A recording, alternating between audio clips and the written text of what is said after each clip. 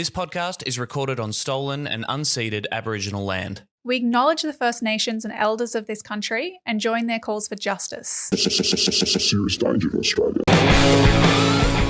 Hello, everybody. It's me, Tom here, your friend, with some bonus content in which we're going to be meeting the various candidates in the seats that the Greens are targeting at the 2022 election. You'll be getting a few of these in your feed over the next couple of weeks before Election Day. There are 11 big campaigns and seats on the list. We've already ticked off a bunch of them. We've talked to Penny Allman-Payne, the Queensland Senate candidate, Max Chandler-Mather in Griffith, Celeste Little in Cooper, Mandy Nolan in Richmond, Steph Hodgins-May in McNamara.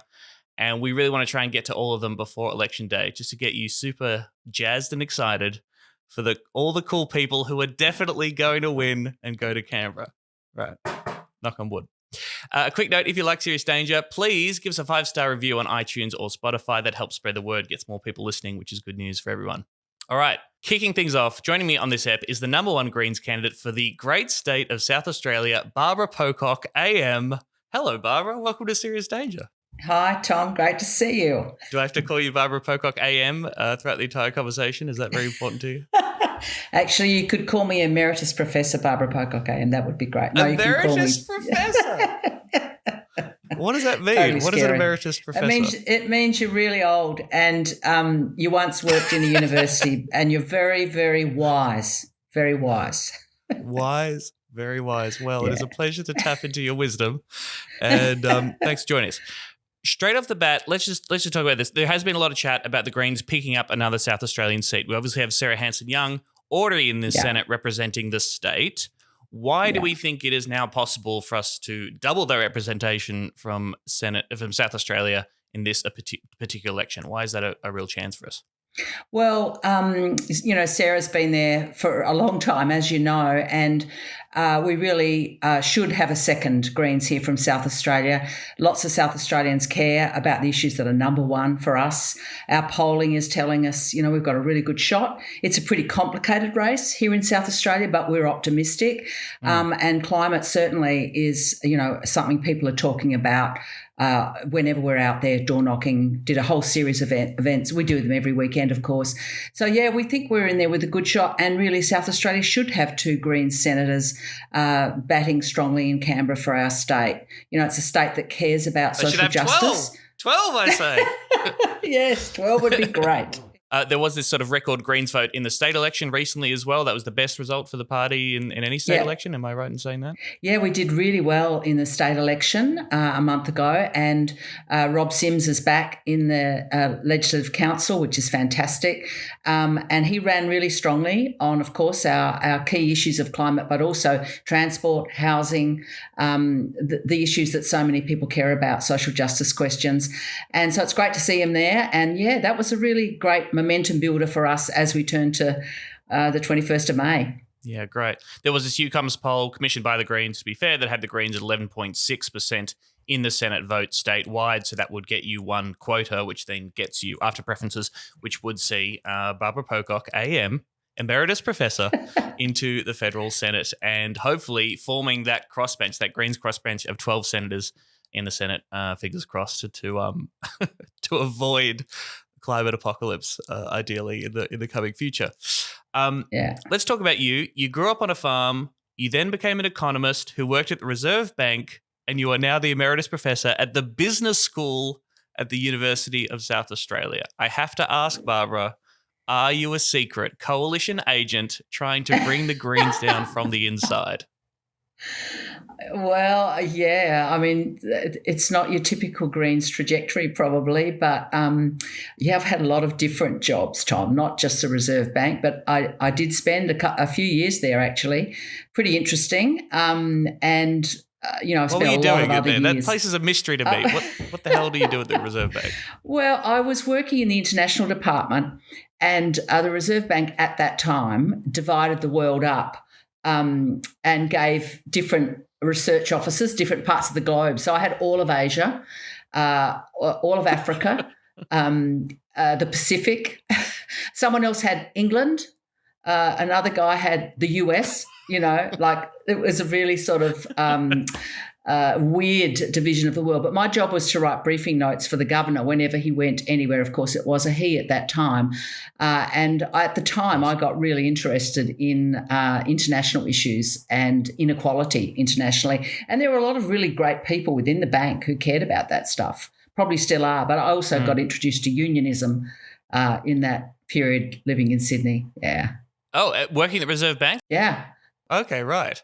So, I mean, if people aren't totally across it, the Reserve Bank is often a place where people who might subscribe to some pretty hardcore either neoclassical economics or neoliberal economics, that's sort of the central area. There are lots of economists, of course, from across the ideological spectrum who do end up working there, and there are, in theories, lots of good progressive things that the Reserve Bank could do. It is supposed to get us to full employment, which they're still working on that at the moment. But that is one of their goals, ideally. But yes, generally conceived to be a pretty conservative, free market, fundamentalist kind of place, or a lot of ideology going in there. Is that fair to say? Well, when I was there was a really mixed bag. There were people who really did care a lot about fairness in our economy, about what economic policy settings did to ordinary people.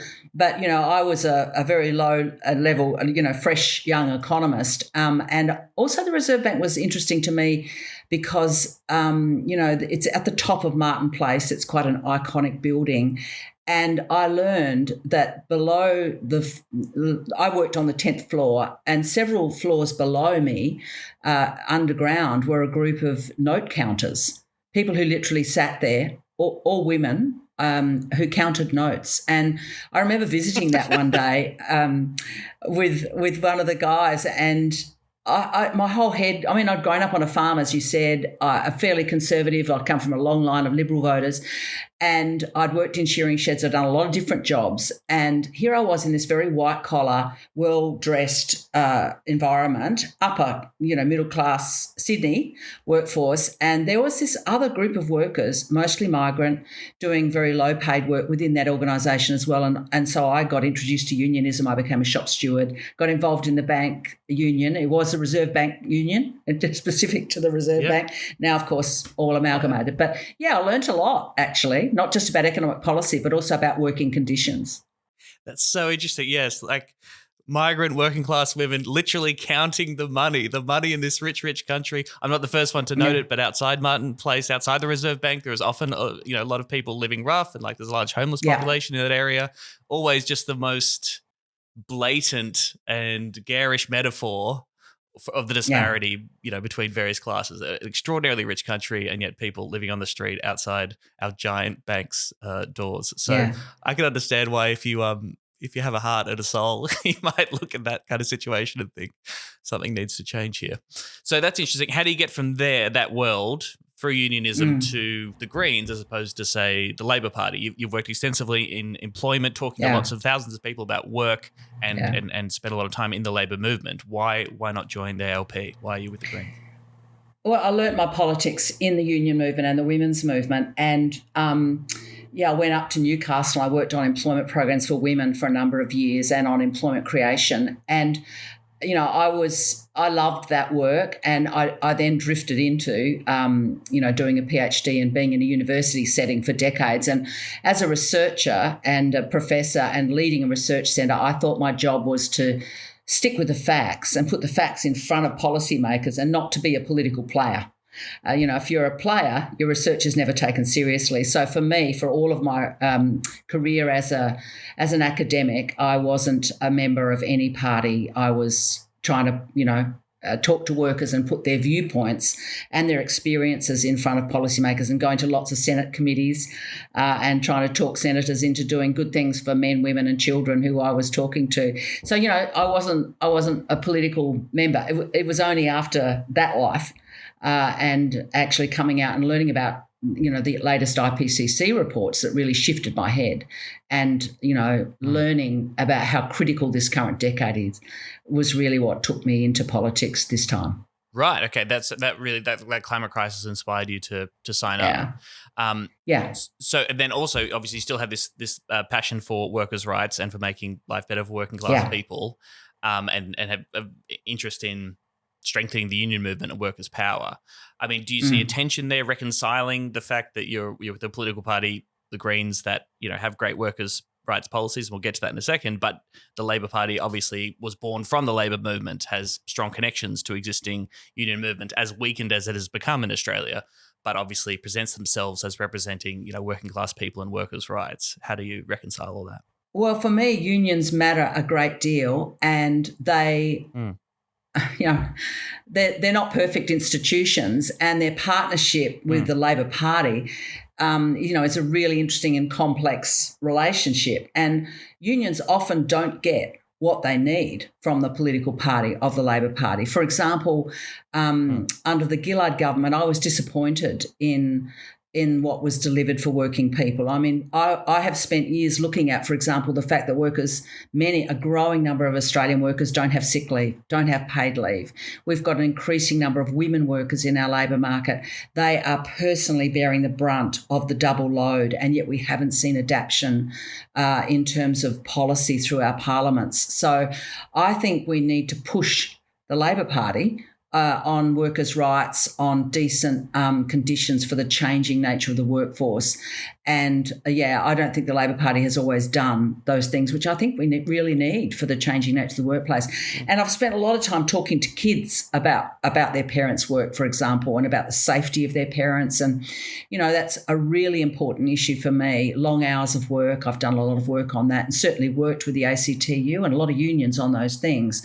And I think unions are really important, but they also need strong parliamentary representation to protect the rights of unions and therefore the rights of workers. So the Labor Party has disappointed me on occasion, and so that's really why I'm very comfortable with being in the Greens, and I want to see Labor go further and faster on workers' rights, just as I want to see them go further and faster on climate action.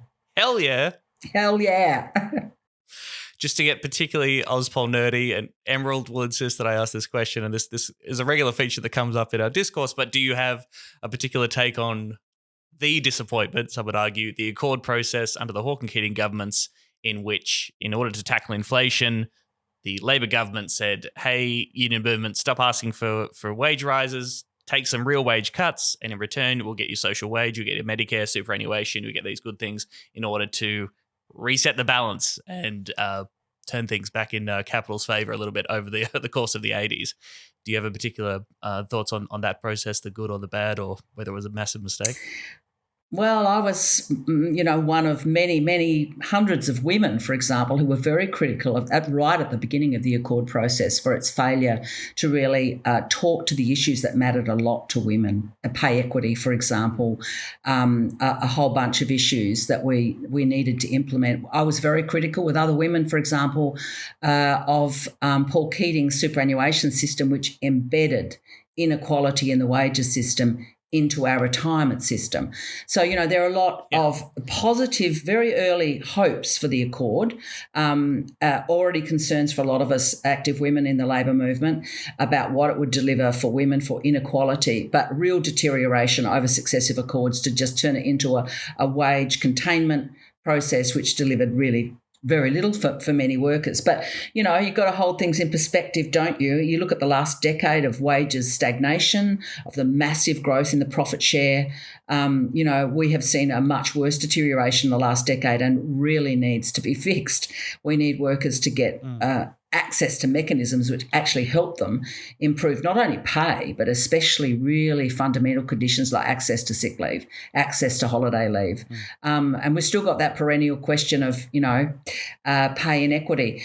And around all of those issues, we really need to see improvements around employment creation and, fixing the care system and its wages and conditions and so on. So we've got a lot on our agenda. Yep, I think the Accord years were very imperfect. I was one of many critics about the outcomes of the Accord process for workers, especially many women and a lot of low-paid workers as well. There was a lot of blue-collar blokes who did better out of it than lower-paid workers for sure. Yeah, I mean, we need to do probably a whole series on superannuation, even though it's extremely boring as a topic. But it is crazy how much that changed the political economy of Australia and how it is regularly championed as this incredible progressive win when it, elderly women or women over 65 in Australia are the fastest growing homelessness demographic and are regularly living in poverty, being pushed into poverty because they simply have no super. And as you say, the pay inequity that they experience throughout their life is just being replicated in their retirement savings and they're getting screwed. But you're not allowed to say it because Keating was a genius and super is the greatest thing ever, right? Yeah, well, in terms of inequality, it's a problem.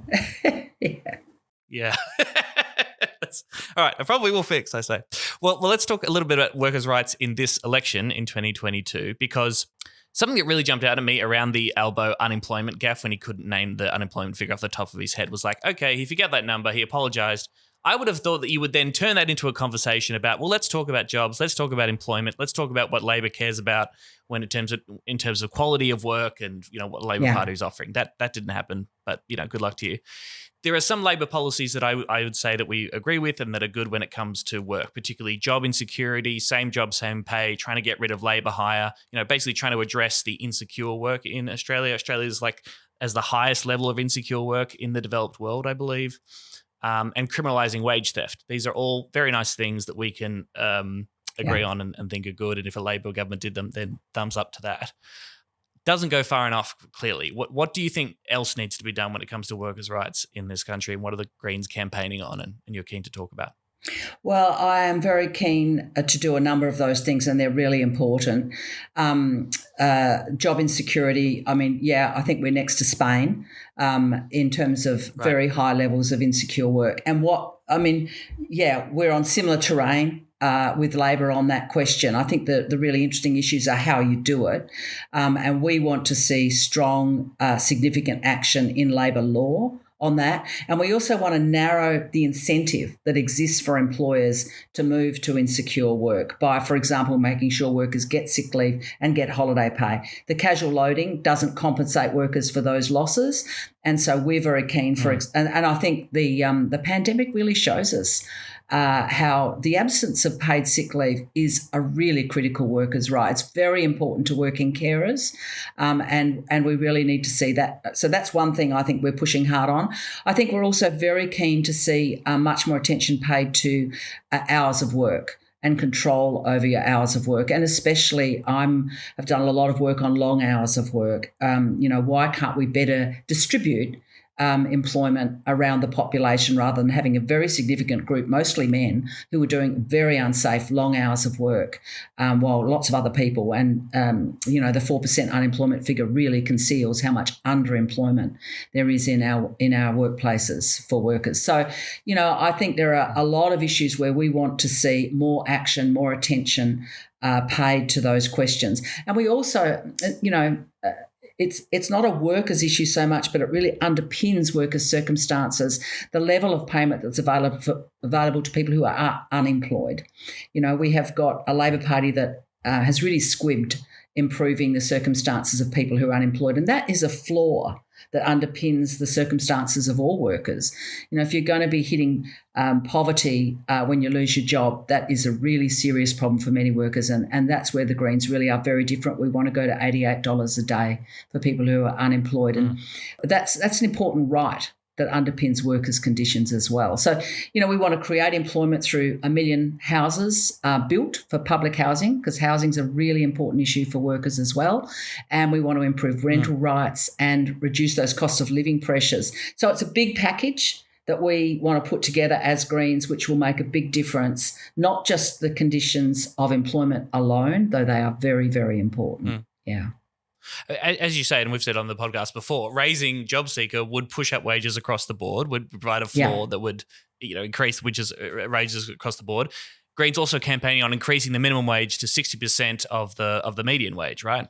So that is also would be a major boost to increasing wages across the board, which would make people's lives way better. And I guess also, big picture, and this is in the Greens policy platform, and the Greens policy platform has big ideas, like some big visions for Australia, which is great. Whether you could, get this stuff done, in a term of government in which we hold the balance of power, could be ambitious perhaps, but that's good. We like ambition. Reach for the stars, as Adam tells us. Ambition's good. Ambition's good. In the policy platform, the Greens say workers should have the right to engage in industrial action, including the right to strike, consistent with international law and not limited to artificially restricted bargaining periods.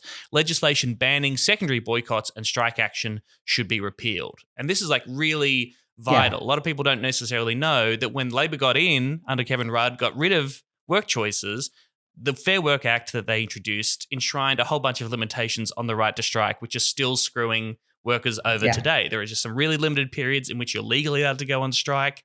The Fair Work Commission can overrule people's permission to go on strike if they think it will have a severe impact on the economy, which is the entire point of a freaking strike, for God's sakes. And secondary boycotts, that's, unions going on strike in solidarity with other people who are going on strike or for political reasons, that kind of stuff. That was criminalized way back in the 70s as well and still has not come back.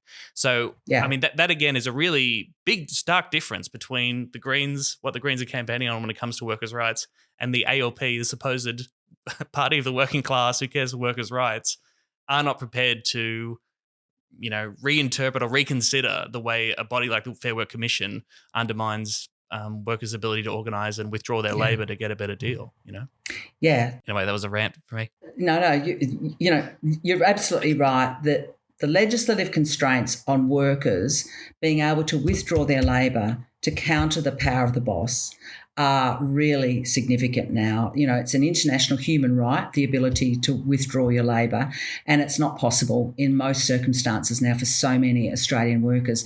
And it means, they can't bargain and use, their power to strike. And that's really important. And secondary boycott you mentioned also, it means that, the kind of actions that we saw against apartheid in South Africa, that many workers in Australia were very concerned about that kind of inequality. If you cannot take action around issues that you believe are wrong, then that's a real loss for workers. And as you say, that's decades of labour law that need renovation, that need to reinstate the right for workers to withdraw their labour.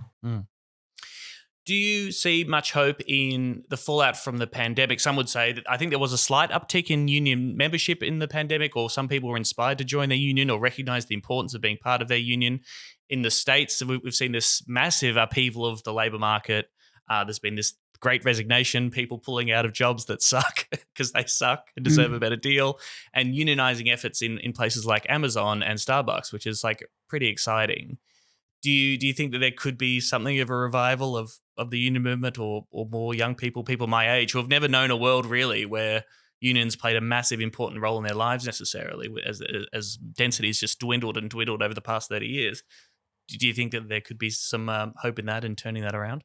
Well, I think it's really tough at the moment for union recruitment on two counts. One is around the structural nature of the workforce. A very casualised, insecure workforce is really hard to unionise. So that's why starting around initiatives to give workers security is really important. Then we need to, alongside that, give unions access to workplaces to be able to go in and talk to workers about their issues. And that's once again an area that needs reform. It's really tough to try and recruit so many workers at the moment, to get to them, to talk about their issues. So we need to reform both the law, which enables the recruitment of workers to unions, but also increase the power base from which workers work, so that when they put their hand up to join a union, they suddenly don't find, for example, they never get a shift again in a workplace.